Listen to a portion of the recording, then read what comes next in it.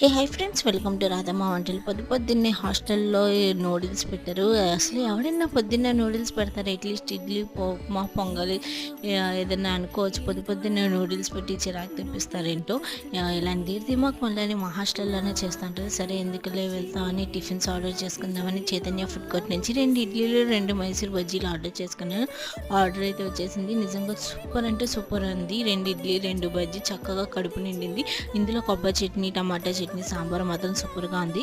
మనం లాస్ట్ వీడియోలో మైగ్రేన్ గురించి మాట్లాడుకున్నాం కదా. చాలామందికి మైగ్రేన్ స్ట్రెస్ వల్ల వస్తుంది అంటారు, కానీ సగం మందికి పుట్టుకతోనే వచ్చింది. నిజమండి. మన పేరెంట్స్కి ఉంటే మనకు కూడా వచ్చింది. నాకు కూడా అలాగే ఇది చిన్నప్పటి నుంచి ఉంది ఆ విషయం. కానీ నాకు అది మైగ్రేన్ అని తెలియడానికి నాకు 10th తర్వాతే తెలిసింది. అదే ఎలా అనుకుంటున్నారో నెక్స్ట్ వీడియోలో చూద్దాం.